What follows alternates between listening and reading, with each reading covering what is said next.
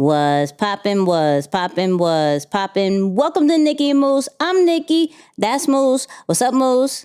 What up, y'all? And we are on episode 40. There it is. You know, every 10 episodes, well, we're trying to keep it this way. We got a special guest. And when I tell you, this amazing queen knows everybody in the world, it feels like. I wanted to stay like local, but I'm going to say in the world, she knows. Like, she's saving lives.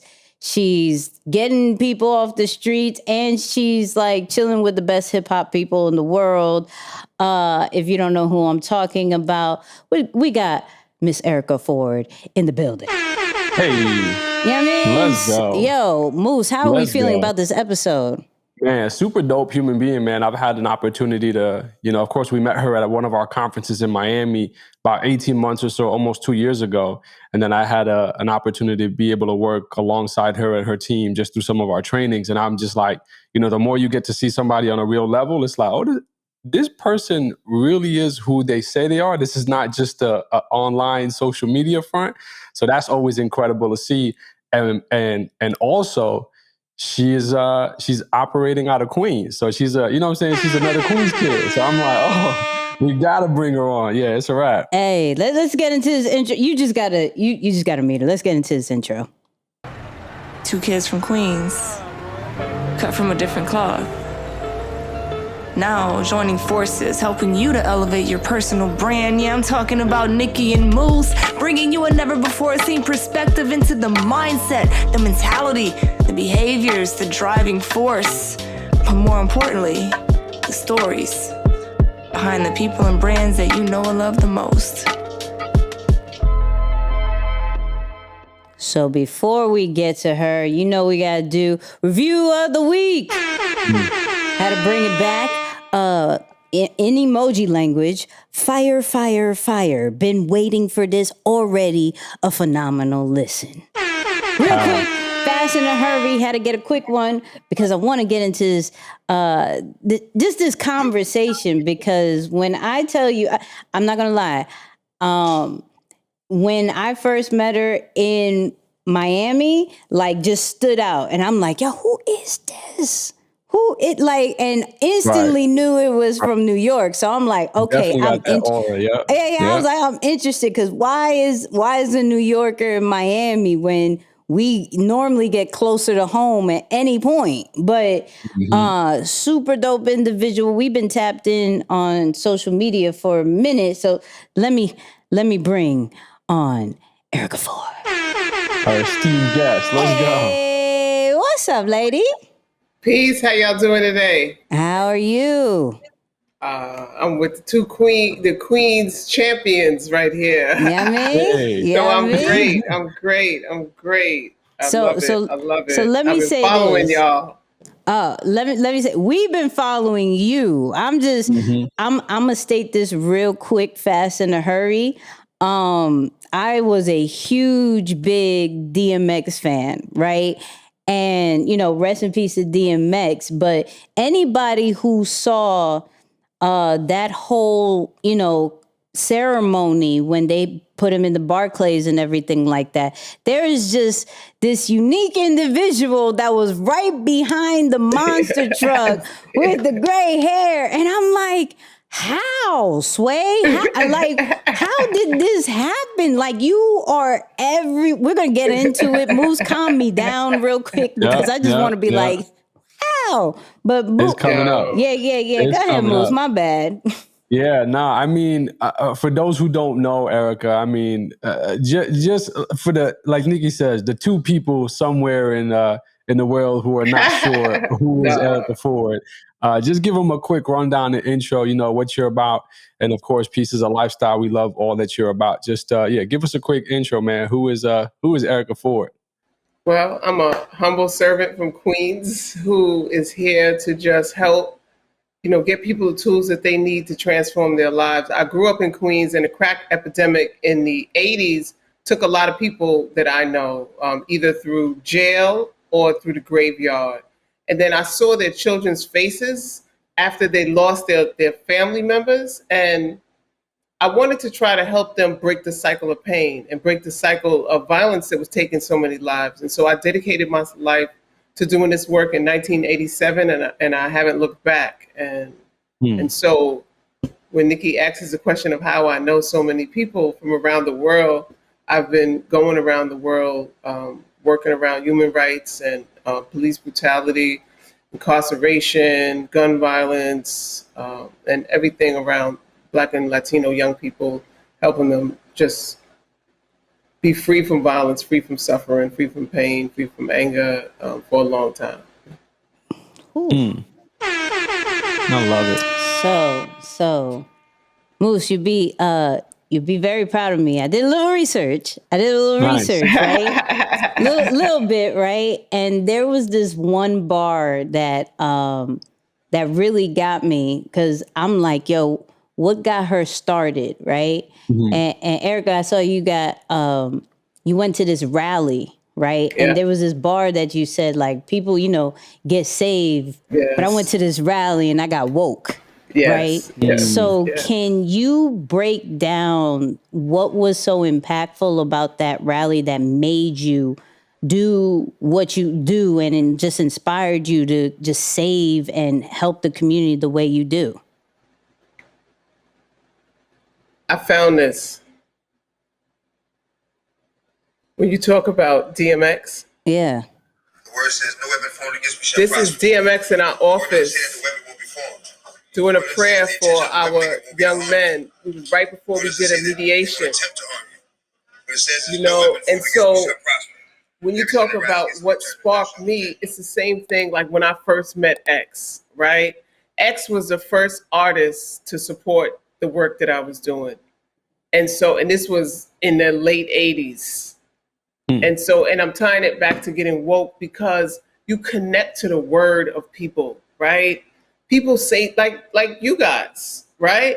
Like when I went to Florida, before I went to Florida, like we were addicted to E, right? Yeah. And then to meet the people behind E, it was like, oh, yo, that was like a double, triple play because all of y'all are dope, right?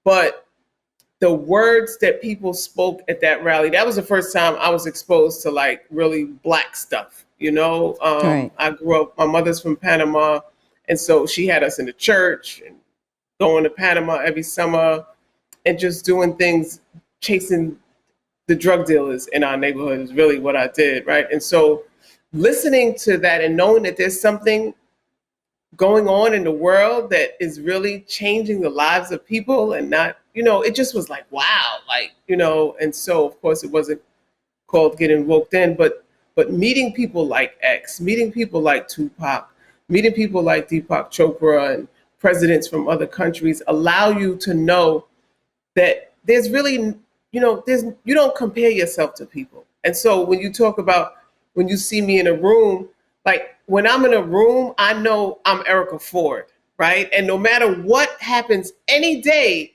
I'm Erica Ford. And so I don't put anybody above me, no matter who they are. They just have different job titles or, whatever, but they're not a better person than me. They don't go to the bathroom different than me. They don't have the same needs, and so when you have that in your head, then everything else is simple because everything else is a process. Like my brother Moose say, you commit to it, right? You write it down, you commit to it, you go through it every day, it's going to become a reality because you're working towards that, And those people taught me how to, December 12th Movement was an organization, and they taught me how to really believe in yourself and do things other than what you just see on TV every day, and that was fabulous. It'll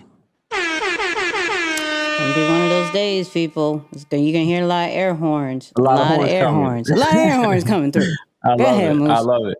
Erica, one of the things that I always thought about when I saw you in a space, and of course we've had multiple one-on-one dialogues. Yes. But I think of the length of your career, and then I think of the many other people who I've met who've had similar interests. Like it seems like everybody who comes from a similar background who's been able to make it out, it's like, man, I want to go back and do, for my people what I wish I had. But there isn't many other organizations that have the same lifeline that you've had. Like you're talking about almost 40 years in the game. What was it that helped you to continue to keep going, right? Like it could have been easy for you. Oh, this was fun for a couple of years. Now let me go get let me look Real out for job. myself, make some As money, my or whatever mother the said, case. go get a real job. Right. And you've turned it into, we'll get into, of course, what you've done with it, in a little bit later, but man, it's like, what kept you going year after year, decade after decade? I think the question of being selfless, right? The reward wasn't with me. And I think even in a short time that you met me, that's one of it could be a downfall as well, because I'm never thinking about myself. I'm always thinking about other people. And it's if the reward was something for me, then I would be trying to achieve that reward, and so I'd be looking to get a certain amount of money, or get a house and move away, or but the reward is internal. It's the love for the people that keeps me going. It's my commitment to my own freedom from suffering, and in terms of the reality of the world that we live in, and and just being selfless, that keeps me going. And people like you, because when I talk to people like you, you give me the sense of looking back in and really just understanding that there's certain strategy. You got to commit to a work, right? It's a work that you have to commit to go higher than you were yesterday. It just doesn't happen. And a lot of people don't want to put in the work. A lot of people look for self-grandization, grandizing, and you, this ain't that type of job. This ain't that type of job. So, man, there's so many parts I want to go through, but I'm going to go through this one first. So communication is huge for me, right? And with the work that you do, especially with, getting guns off the streets, I know you met with the Biden administration about that whole situation, but just the people in the hood, right? You literally can't just say, yo, do this, and they're going to instantly listen to you. You figured out a way of how to communicate, and that like their guard gets down. Like talk to us about that system of communicating to still go with the mission, still get the goal done, but meeting them where they are in the way they receive some type of communication. So I'm not gonna front. When I first started doing this, I was like, my mother used to always like just be overprotective and really just try. And I think Latin people who have Latin parents, or parents from the Caribbean, they were very overprotected and didn't want us to go out, or try to stop us from getting whatever that thing is that they thought that we were going to fall victim of, right? And so Thanks. I would try to keep young people from getting to that thing, right, that would take them to jail or graveyard, right? And so I was very like, I was wherever they went, I would pop up. I was there, right? And it was like a lot of yelling. They called me the angry peacemaker at that time. Some people still do, but and so I had to stop and take a look at myself and see, why I was showing up like that. And then, letting go of the fear that something might happen to them, and being present, as you said, to what was happening in their life and showing up for them. And so we would do things that they wanted to do. I would still be everywhere they are. Everywhere they would go. If they were in a club, I was showing up to the club. If they was at a concert, if they was, well, anywhere they was, me and my little Maxima that I had at that time was showing up, and I was putting them all in the Maxima. And then we started throwing teen parties, doing things that they like to do, right? But having them in control of it, right? So they were the ones organizing the teen parties. And they developed entrepreneur jobs from that. I would always understand that people want to be recognized, and everybody wants to succeed. Like, people aren't just going out there and doing something negative because like they're mean spirited. And there might be a few mean spirited people, but most of these young people are in pain. They're in trauma. Something happened in their life that they didn't know how to resolve that situation. And so showing up to help them heal and transform from the pain, and also giving them the tools that allow them to have fun. And I am hip hop, right? And so I'm Queens hip hop, right? So I grew up with a lot of hip hop artists. Pepper was down the block. I used to hang out. I was the pepper. I still am the paprika of the salt and pepper, I call myself. And so I was always with a lot of artists. And so I use that as a carrot to wave in front of the young people by taking them to the shows or taking them to the basketball game. Mark Jackson's over here. Kenny Smith grew up with my brother. They all went to Malloy. So, and I'm saying all of those things because I know that you said, like, I know a lot of these people. We literally grew up together, you know? And so I was the person, when you talk about marketing, right? I would go where the celebrities were. And the deal was, if you go there enough, they're going to think they know you because they see you all the time. And then you engage in conversation with them. And I remember Fat Joe used to say, Fat Joe performed at my Tupac concert, Long Live Tupac, before he was even Fat Joe. And we just, you know, we clicked, and he would be like, oh, here comes Erica with that black stuff again anytime he see me, because I'm in the party, I'm going to the shows. I'm just like with the kids, I would do the same thing with the artists. Because my thing with the artists was that you're creating the culture that these young kids are following that leads them into violence, right? And so I felt that they needed to give back to the community. I was probably a little aggressive on how I was telling them that they needed to give back, but nonetheless, I was everywhere they was. And, you know, my friends used to manage Rakim and Eric B, so I was on the road with them. We was everywhere. Biz, everybody. You know, I used to hang out with everybody. And so hip hop is like the universal language to a lot of young people and to the work that we do. We truly, most of the levels of the growth of my organization was with a different artist. So whether it was Tupac, Ja Rule, we work a lot with Fat Joe, we do some work with Jada, we connected with Lauren and did a project.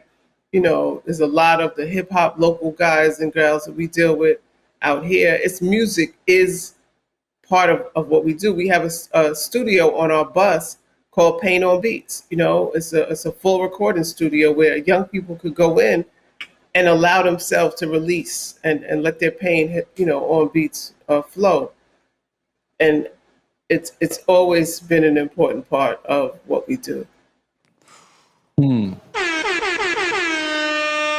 I remember one time, before you said, I remember Gladys Knight and Les Brown was doing the Kiss FM radio show, and that was my target at that time, right?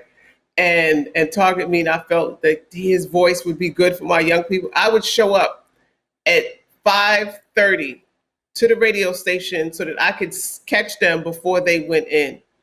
And when they were leaving at 10 o'clock, I was still there. Every single day that week that they were there.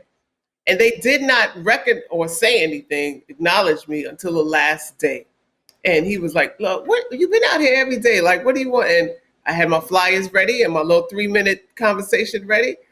And I spoke, and the dedication and the consistency is what got me through that door. And that's with a lot of the artists and celebrities. That's how it is. Like I don't have the fear, but I have the determination and the consistency to get to them. You know? Wait, first of all, you're not gonna speed past that like you didn't just say. What? Some of y'all not gonna be outside that many days. I'm just saying, some of y'all not gonna be outside. Especially not that early. Not that especially early. not that early. Nah. You know what's so deep, and I've never heard you say this, and at least the way I've kind of like translated in my mind is like, because the violence is happening at least somewhat through some of the music that these artists are putting out, the way you've shown up in their lives is almost to hold them accountable. Right? It's like, okay, if you're contributing to this, I want to make sure I hold you accountable to continue to give back and at least solve to whatever problem you may be contributing to, right? Which I love. Now, I want you to, if you were to be able to come up with some form of, like, let's just say formula, right? What percentage is just simply knowing somebody so you have the connection to be able to loop them back in and, like we said, hold them accountable? And what percentage of relationship building is doing something of your own that's so powerful that when you do show up, the relationship is nurtured and they want to be involved because they're like, yo, okay, I know her, but she's doing some incredible work, right? And I want to kind of talk about also like how you also have the reentry program tapped into this concept of getting guns off the street, because that part of it is also powerful, just so that people can get a full understanding of, oh, she's not just doing this cool stuff. She's also helping people re-enter back into, you know, so let me not give it away. I want you to kind of tell it. But tell us that balance a little bit of what percentage of relationship building is just knowing somebody and what percentage of it is doing your thing and nurturing the relationship that they want to be active with you. So 100% is doing something, right? Although people told me nobody is going to F with me if I ain't doing it. Right. Wow. And my friends tell me that, like Saul who used to tell, like people would tell me that. I'll never forget my friend Shaka Pilgrim. She was the president at Rock Nation. And I was like, yo, Shaka, why don't you get da-da-da-da-da-da? You know, every day I'm like, Shaka, why don't you And she was like, why don't you do something that people would want to connect with you? Wow. Because if you do something that people want to connect with you, then the rest is history. And I was like, okay, I got you. You ain't said nothing but a word. Right. And so I never forget that when she told me that years ago. And so I make sure that the quality of our work and the dedication is focused on the work, you know. And so although I know people, I have to have quality work. And so we not only do the reentry, we took a system to the city that helped reduce violence in New York City by over 17%. It helped make New York the safest big city in 2017. We went from, in the 90s, it was 2,000 people being shot a year to 786 people shot and less than 300 killed. And that hadn't happened in 25 years in 2017. And even now, when you look at the increase of violence, the areas in which most of the sites are working across the city, and when I say sites, it's a New York City crisis management system. It addresses violence in a public health approach, and it's a comprehensive model. And so we have the reentry, we have the job training for young people who are at highest risk to be shot or to shoot somebody. We have programming and support for families who have been directly impacted by gun violence. It means they lost a child, they lost a husband, they lost a daughter to gun violence. And we help them heal and transform from the pain and trauma of that violence. We are inside the schools, we're inside the juvenile facilities. We are at the hospitals when incidents happen to immediately stop retaliation and help those individuals connect to resources that can help them make a different decision in their life.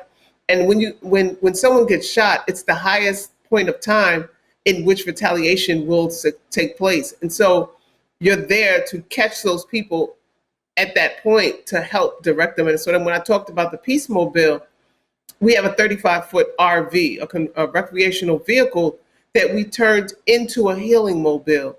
And the sister that works with us, Kepra, she does holistic wellness, meditation. We have the yoga, young brothers and sisters who do the yoga as well as the meditation, sound baths. And we have a technology room where they do the virtual reality and a lot of other techs. They study Nicky's books and all of y'all's little stuff on social media. And then we have healing circles for families who've lost their loved ones. And then we have our Kepra's Kitchen where we teach folks how to eat more alkaline than acidic and really help them in their diet and the impact that has on what they do and how they show up in the world. And it's just about really being holistic in the approach to, and we teach we had 19 keys at our office today. We teach about building generational wealth and how people can change the thing on what they say Black people are going to be, right? We don't have to stay in the economic status in which we are. And that's another thing with you guys. We work with you guys, to teach people how to be self-determined, right? How to really be businessmen and women. And a lot of young people are changing their lives and becoming entrepreneurs and really doing something because of what we showed up. There's a lot of people who came out of jail 20, 30 years and had a place to go to get a job and not return back to jail, connect to their families, and really be upstanding citizens in the world. And so I'm proud of what we did. I think it's right behind me. The mayor gave me a day. April 8th is Erica Ford Day in New York City. And, we're really making a difference. We got the White House this year to put $5 billion in the infrastructure bill to go directly to this type of work. We got them to change the language in over 5 different agencies and 25 programs. And he did an executive order where he, banned certain guns and put more money into the work on a different kind of way. And so we've done a lot. We've done a lot. And so now the people who I know and grew up with are also the people who want to do work with me. And so I was able to do a 24-hour live. I think you were on the live with me last year. Yep. And I had from Julianne Moore to Sophia Bush to Fat Joe, Jada Pinkett, Angie Martinez. I don't even remember all the people we had. Uzo, Adabo. It was a lot of people. Yeah, I remember a lot of people. Bun B, Trader Truth. It was so fun. It was tiresome, but it was fun. And they all came out to help us raise money to give young people jobs over the summer. And, Jada Pinkett was there, and we did a wonderful job. Jada had me on the red table with Lauren, which was amazing, and it's not about lifting self, but lifting the work. Because if two sides of that. One, it takes the resources to do the work. You can't do it without money, right? Money allows you to hire more people to go out and save more lives and give them more jobs and give them more access to more tools and resources. But also it allows a mother or a father or a young person to even know you exist. Because if we're not able to tell our story and lift our voice, they don't know who to call. So they're going to call 911 or they won't call nobody because they're too scared. We want people to know that we're there so that when you are at wit's end with your child, there's somebody that you can call to come and try to help you mediate. And today we've had 5 calls just today from parents, not on top of everything else that we have going on. Wow. So I want to talk about the time you almost stopped. Like, what you do is not easy. I mean, you've been in the game for years. Like, some people be like, I want to get into community service. Nah, homie. Like, follow her blueprint real quick. See if you're really about this life, because the change that she is doing for the community, for the U.S., period, is nothing to play with, right? But there had to be a time where you like, oh, hold on. Is this right? Like, is this what it is? So just break down to the people, like, what was that moment that made you maybe question, but what was that thing that was like, nah, I gotta keep doing this? A person, a situation, whatever it is. A couple of times, I definitely wanted to quit. I remember one time. I mean, I get attacked verbally a lot of times from people who just have their own trauma and their own stuff.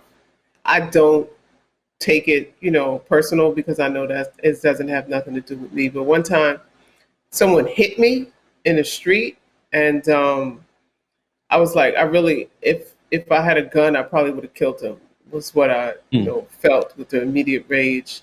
Actually, as soon as I left the situation, I called my friend. I was like, "Oh, that gun buyback you wanted me to do with you, I'm down. Let's do it." Because let's get the guns off the street. But I said, it's easy to retaliate. It's easy to have somebody go touch that person, right? But it's hard to set forth a new way. And I call, I started the campaign Peace is a Lifestyle, right? And if peace is a lifestyle, it has to be first my lifestyle.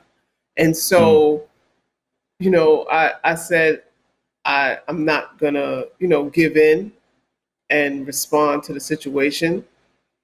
I said maybe it's the karma for me, something I did when I was a stupid kid or something, but I didn't give in, right? And so and I say that because if I would have made that decision, that is quitting, right? Because I would have thrown everything away on retaliation of that individual. Other times, you just get staffing. Taking care of staff is probably the thing that drives me crazy the most. And most Mustafa knows.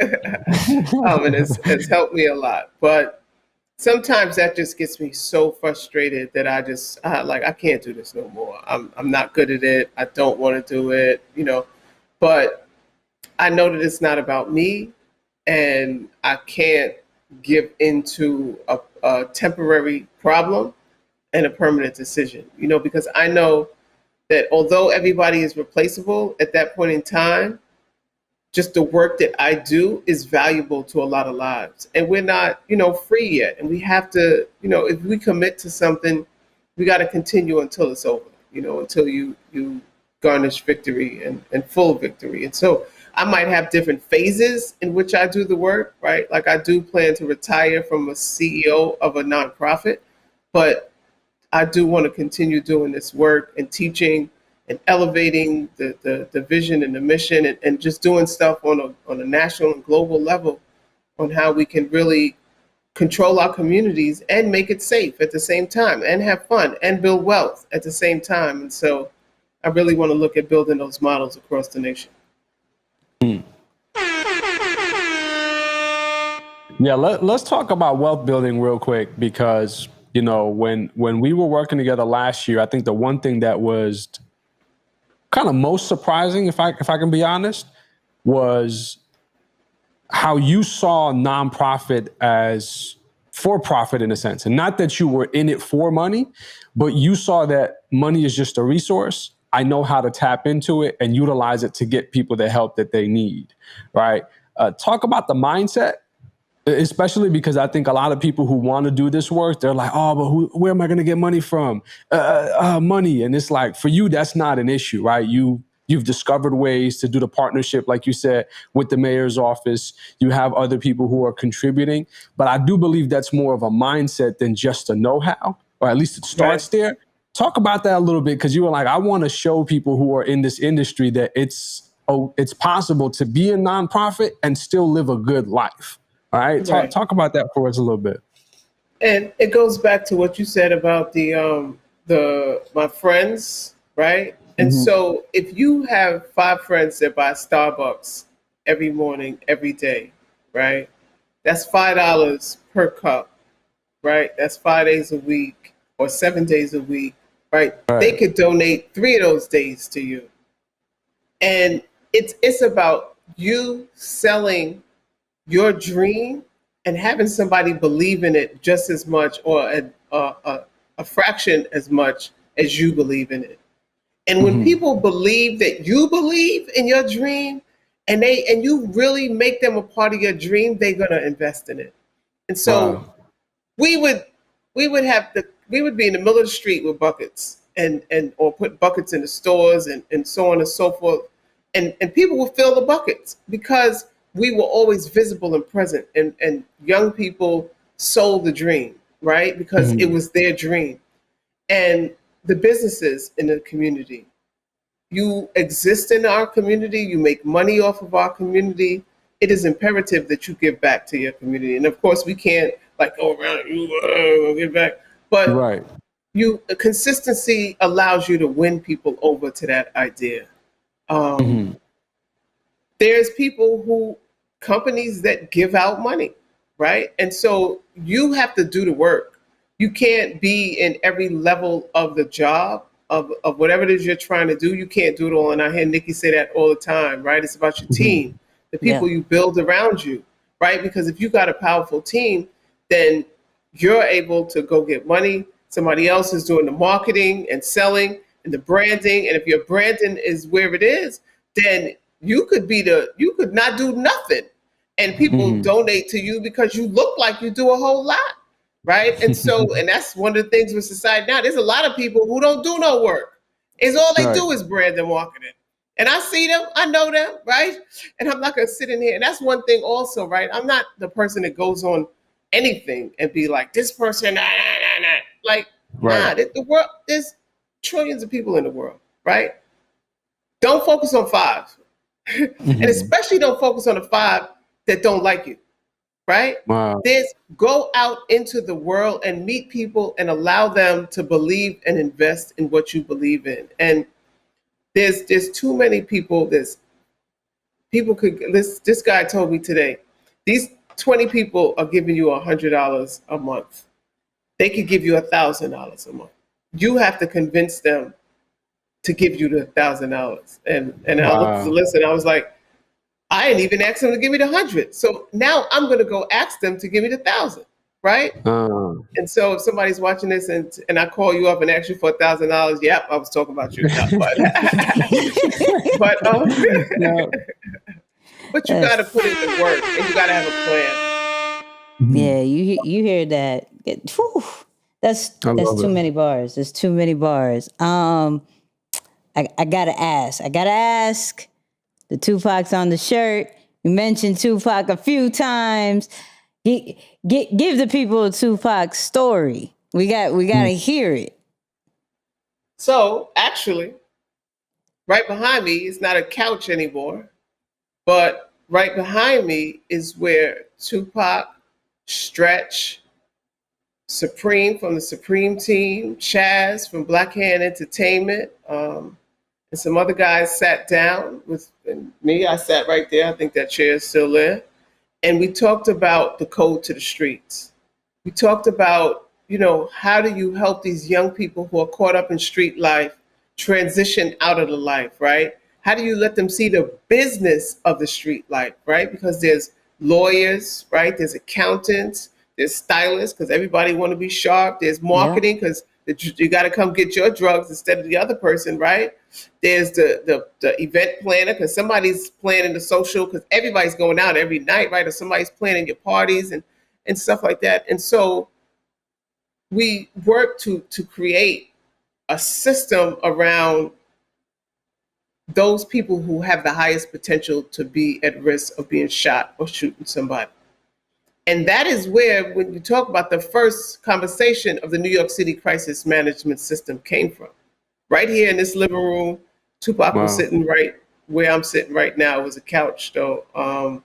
And we planned this strategy. That was like 90s something. I know he came, we had him perform out here in 94. So it was sometime around there. I had to ask, Moose. Relationships. No, I love it. You mentioned obviously team, right? You mentioned the concept of a team, the importance of a team, and while that's the most taxing on you, right? You still have a phenomenal team. Last I remember, I think it was somewhere north of 30. I'm sure it's grown, since. But you also got people to buy into, like you said, a vision and a mission, where typically it's hard to recruit in that industry. Like, people know that they're going to work long hours. I mean, just before we started recording this podcast, you still had some of the team members at the house still doing work, right? Like, it's real. Like, we get to see it on a daily basis. But talk about 1 or 2 lessons that you would, or maybe pieces of advice that you would give to somebody when they're thinking about building their team and they're struggling to get people on board. Like, give advice to that person out there who might be having a challenge in that area. So, got the pilot? No. Talk about it. Flightassessment.com. Now, go ahead. So, I met you guys 2 years ago, and I was like, damn, because what you were saying was so real, right? That and sometimes I have to catch myself, and what I'm talking about is the assessment, right? Is the understanding of who is your team, who are the people that you're building around you, and you cannot work with everybody like they're you. And so the sister was just here with everybody else. I think she was a C. Oh, no, what's all the way at the other end? C, right? Yeah, that's it right there. Yeah. And I was all the way at the other end, a D. Yeah. And we constantly talking to her like she's a D, and she's talking to me like I'm a C, and she wants the details, and I'm like, let's go. And so we learned how to communicate more effectively with each other by taking a second to just realize who that person is, right? And how do they show up in the world? And so that you can communicate them based on who they are, not who you want them to be, and not who you think they are, but literally who they are and how they work and how they operate. Because you can keep doing it all you want your way. If it's not related to who they are, it's not going to work, you know? And so that was one thing that helped in the team building. Yesterday, I'm part of this Elevate Prize thing, and they had Lee Cockle, the Disney, the guy that used to be the CEO of Disney. Yeah. And the one thing that he said, which I hired a lot of times from my heart as opposed to from my, thinking process, my brain, and really who I need right time, the best employee. He said the reason why Disney is one of the number one companies, and I know you're gonna say y'all's are, but talk about it. Is that they hire the right person. They hire the best person for the job, and they go through it. They really stickler about hiring the right person, and you gotta hire the right person. A lot of us who especially do this work, or we feel sorry for somebody, we want to give you an opportunity, you want to help, but your life is going to be defined by who's around you, who's your engine in your car that's making you go down the road, right? Yeah. And so you're going to keep breaking down if you don't have the right parts in it. And that's the same thing with your team. You got to have the right people, and you got to use them right. You can't put the horn inside the gas tank. You got to put the pieces in the right places. And so I think those two things. See, you certified out here in the streets, Erica. You flight assessment certified right there. I love it. I need more lessons. We need to read. Yo, E, what up, yo? Hey, we coming back. Come on. We coming back. Look, I need to know more about this bus, though. If y'all haven't seen the bus, I'm gonna put up the bus so you guys can see it for our YouTube viewers. But talk to us. Why the bus? Why the bus? 'Cause it's fire. It's fire. I've seen the inside. Saw the outside, not in person. Hopefully in August in person. Yeah. But talk to us just the origin of that, and like why is it so important? Because it's everywhere. Yeah. Like I said, I'm hip hop, right? Yeah. And so the tour bus, right? The hip hop artists had the tour bus, and they would go around, and so I wanted to take. We used to always do tours. We did I Love My Life tours. We used to go to high schools and parks and prisons and every place. And I always wanted to take the young people on the tour bus to make them feel like they celebrities, they VIPs. We always had this thing about, you are a VIP. We wanted to, and so I got and then plus some people can't go to some neighborhoods. So having the mobile thing, you could pull up to wherever people are. But also I would use it as a marketing tool, right? And so it wasn't a lot of people back then. It was me and maybe two other people.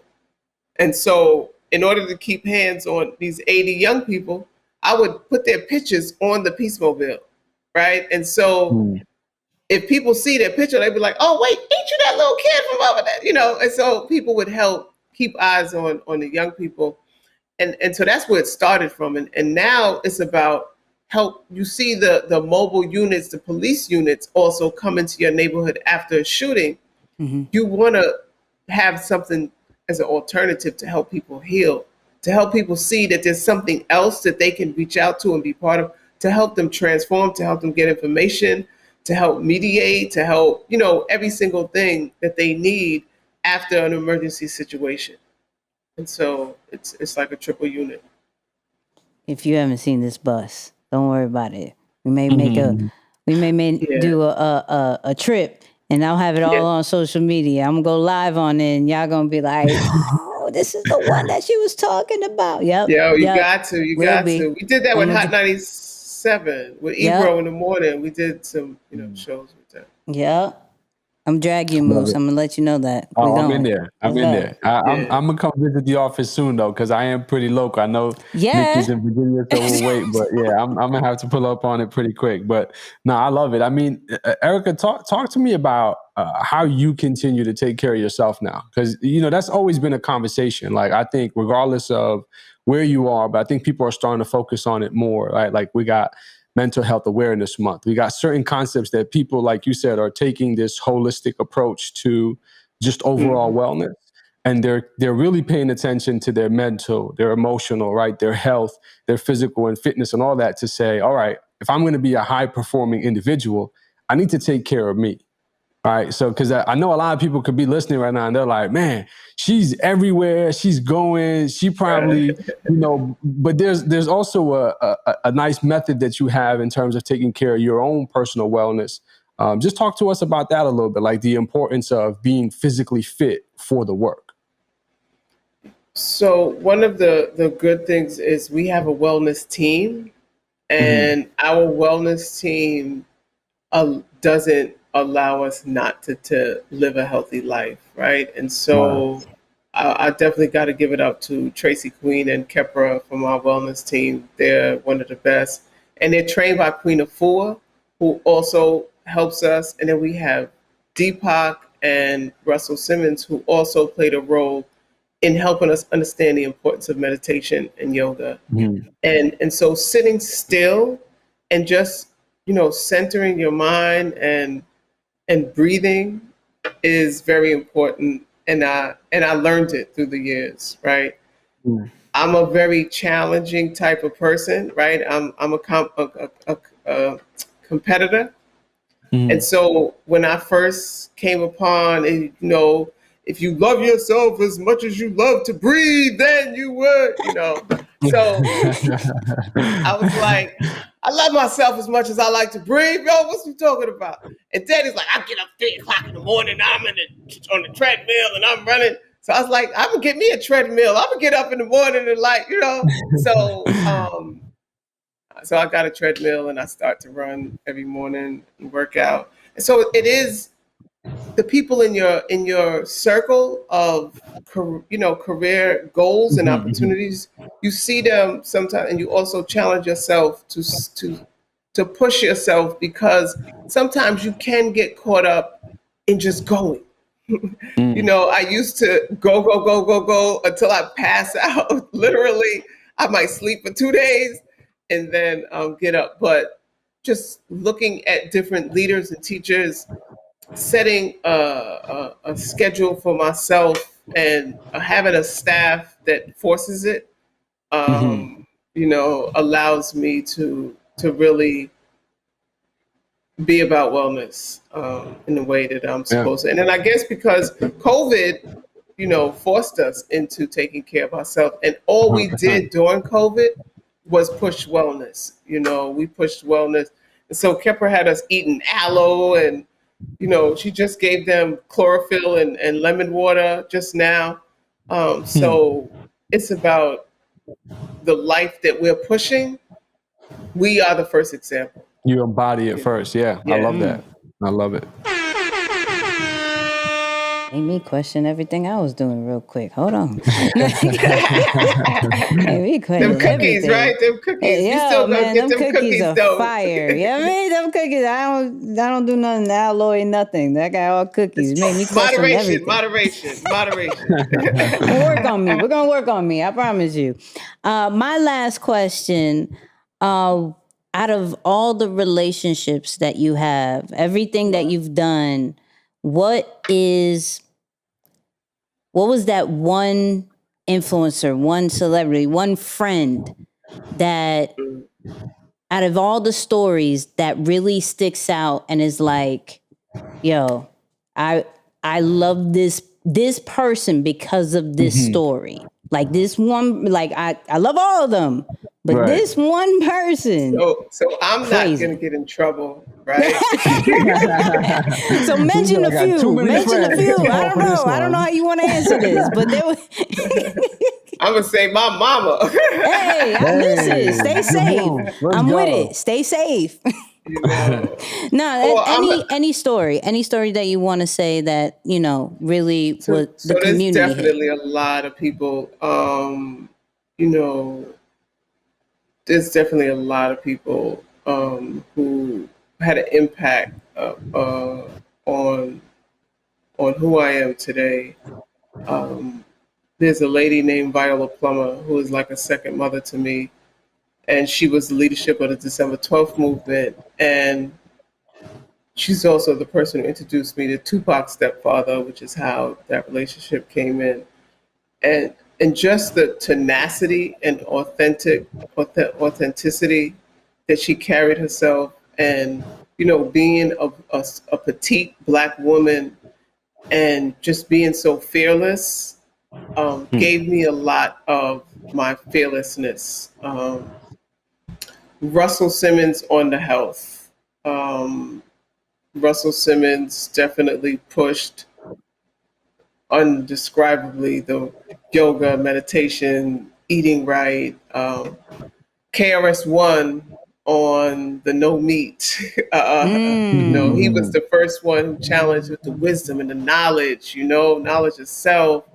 So KRS-One, there's so many. I could sit here and tell stories for days. And I think that's a story within a story. But and I apologize for anybody who, you definitely had a dramatic impact on my life. All of you have been impactful in her life and the community. We are not saying you didn't. It's all my fault if you did not get mentioned. My fault. On her behalf, listen, it's me. Well. Come for me. Don't come for her. I need these relationships to stay intact. It's my fault that I made her pick just a few. I apologize. Right. If she wants to keep listing, cool. If she doesn't, I will personally write you a letter. You know what I mean? But I'm on y'all's show, right? And when I first saw Eric Thomas, I was like, who in the hell is this guy? Yeah. Right? His like, first of all, it made me happy because that's how I speak and that's how I, so I was like, okay, I could do this in public, right? And the audience that he touched was the audience in which I served. And so he was a tool that I could use in my office to help impact men who were in jail for 30 and 20 years who really might not want to listen to a Deepak Chopra or understand a Deepak Chopra, right? Or even Russell or other folks. And so it brought like the first, like I would say he's that the first kind of person who gangster and and elevating the mind and stuff. And when I say gangster, it's like she got that swag. He controls his own, being. It's just like, and he was doing it in a diverse kind of settings, And so the athletes, you always see him around the athletes, and that was something that really impacted just the hope of there was somebody for these brothers, right? And I've really met some powerful people, presidents of countries, ambassadors. I've met a lot of great people, and I think that every single one of them have a part of me, right? And a part of me that has, and I think that something that the sister Viola Plummer told me is that when you're going to meet people and they're going to say a lot and do a lot, but if there's 1% of something that they say that you can use to help grow your life, then take that 1%. Don't focus on the 99%. Put it on a shelf. You might need it later. You know, and a lot of times we focus on the 99% that we can't use and miss the 1% that we can. And I would urge people to slow down and listen to what people are saying, no matter whether you want to or not, because every lesson is valuable at some point in your life. Every lesson is valuable at some point in your life. And people don't just come in your life by accident. It's a purpose for everybody in your life. And so don't miss the purpose of anybody that's walking into your life. That could have been a final word. Moose, ask that last question. I don't know. That was it's been jam-packed. Erica, you mentioned COVID, right? And I think while we want to put 2020 behind us for good, there's a lot of lessons and just like things that have been learned because of that experience. Talk to us about one of your takeaways. Like, what's one thing that you took away from COVID? Like, it's like, okay, because of this, I'm going to change my life forever because, you know, like with this concept, or at least how I see the world. Well, I want to take one thing that I'm not taking away from COVID is that Moose gave me an assignment and I didn't complete it yet. You won't circle back on it. It's okay. But COVID, definitely, without a doubt, you have the ability to excel in the way in which you want to if you commit yourself to it. Like, it really gave people an equal playing ground on some levels to really do what it is you believe in. I've seen so many people prosper in 2020. I think that when I went to California to do the Red Table. I got stuck in California.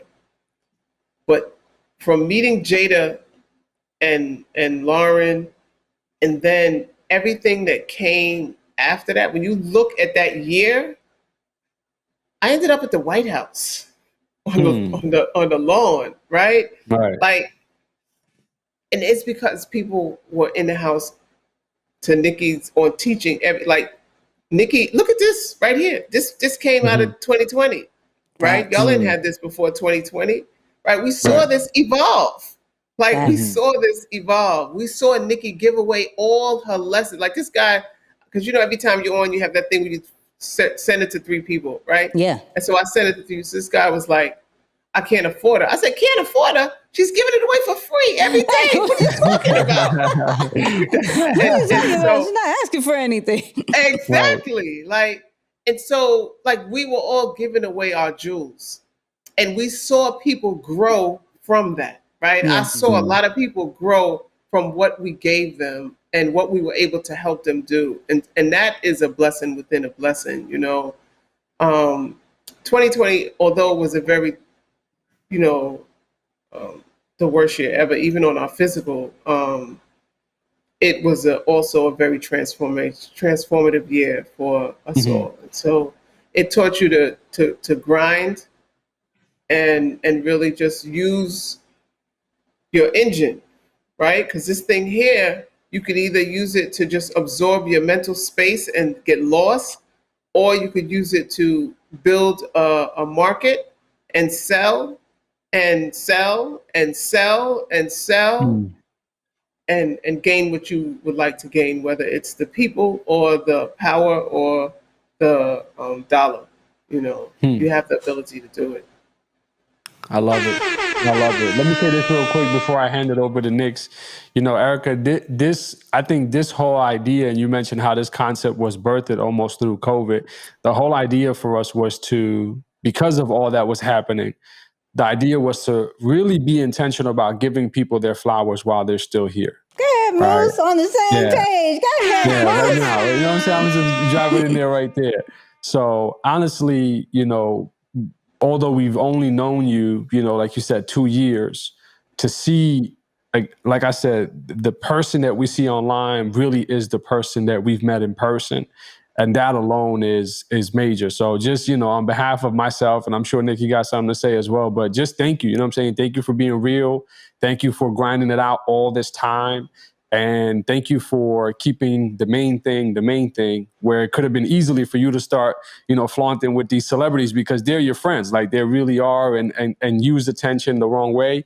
You've really operated with a pure heart. And, this is, our opportunity to just say thank you and give you flowers here on the show. So definitely appreciate you for coming on. And let me second that, because your method works. Let me dangle these little celebrities here and get your attention, because I was like, yo, how do you know Fat Joe? How do you know this? How do you? And I'm a big Nip fan. So when you had Lauren, I was like, yo, hold on. How do you?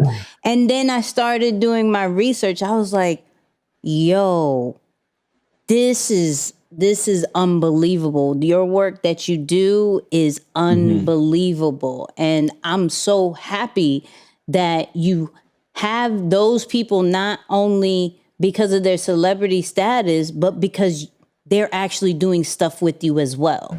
And so we not only see what you're doing, but we also see them in a human light, and that they care about the community, and that is because of you. And that also needs its own flowers within itself, because they have a certain kind of status, and you bring them back down to, this is where you came from. Let's do this together. Not you do it by yourself, but let's do this together. So total flowers to you. I totally appreciate you coming on our platform, because we not the Breakfast Club. We not yet. We not Hot 97, not yet. But you got on our platform, so the air horns is here for you. But tell the people where they Moose can will tell find you how much I love y'all. Moose, Moose. Yo, I love and let me just say one thing. When you talk about flowers, right? A lot of people who are behind the scene don't get flowers at all. Forget about when they die. They don't get flowers at all. And you guys make people whole. If it wasn't for the work that you guys do, a lot of people would not see their greatness, And so it is through the voice and light that you shine on folks, through what both of you bring to the world, is why we are able to shine, right? There would be no E.T. if it wasn't for his team, right? I mean, he still would be E.T., but E.T. is E.T. because of the machine that is created by people who love him and people who believe in him and are around him. And you two are two critical members of that team. And just seeing how you transform 2020 in terms of the teachings, in terms of showing people that you don't have to stay behind the scene. And I try to tell my employees and my partners and team all the time, I am only as valuable as you. Like, we are each other. We are one. I am because we are, right? And so what is it you want to do? Let's build on that. Let's invest in that. And Moose, all my stuff when I was working with you guys was about helping other people shine, helping other people build what it is they're trying to do. And so I just say that I appreciate the acknowledgement, but I want to give it back to both of you as well, because y'all are so valuable in our lives. We really I wish I could. I just appreciate you guys so much. So Nikki, Moose can tell you, I'm like, yo, but I need Nikki. We need Nikki. We need her too. Yeah, August, I'm coming. I'm coming home. August. I wasn't supposed to say that because my mom's gonna see this. You gotta cut that out. Cut it out. You gotta cut that one. All right. Well, Mom, I love you. How about that? I love you. I got excited. Blame Erica. I love you. I'm just saying. We're not going to edit this out because the bars that you just said, I'm not going to edit it. She's going to love me regardless. She's going to be like, are you coming? Yes, I am. I got you. But tell the people where they can find you and the last bar gem you want to give to the people. Okay, so you want me to drop bars, but I'm not a superstar. I'm just here on the mic with Nick and Moose. You see, but I'm not an animal. I'm not a goose. I just shoot fire into the sky because I'm the light. You see, I just rhyme, not tonight, but every single day I spit bars because I'm not a superstar, but I'm just E-Ski, the one and only. Got the gray hair, but I still got the swag, you see, because I'm from Queens. You see, I ain't want to brag. I wasn't even expecting those bars. I wasn't even expecting those bars, but they get those bars. Oh my goodness. Erica, tell them where they can find you. Tell them where they can find you. Google me. No, let me stop. But Let's talk about it. Life Camp Inc. on all platforms. Life Camp Inc. on all platforms. You can find me. Erica Ford. You could Google me personally and find me. But the organization is Life Camp Inc. on all platforms. You heard that. Go follow her.